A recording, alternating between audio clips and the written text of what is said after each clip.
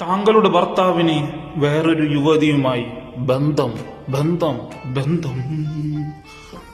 താങ്കളുടെ ഭർത്താവ് താങ്കൾ അറിയാണ്ട് എന്റെ കയ്യിൽ നിന്നും 1,00,000 രൂപ വാങ്ങിയിരുന്നു.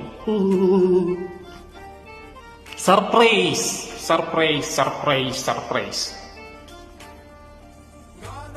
ഒരു പെൺകുട്ടിനെ മാക്സിമം അതിനെ ടെൻഷൻ അടുപ്പിച്ച അങ്ങോട്ട് കൊല്ല. സ്വന്തം ഭർത്താവിന് വേറൊരു യുവതിയായിട്ട് ബന്ധമുണ്ടെന്ന് പറയാ.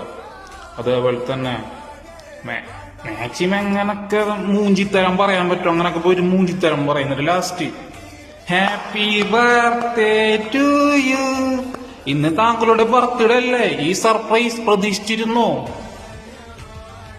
എന്തായാലേ ഇതാണോ സർപ്രൈസ്?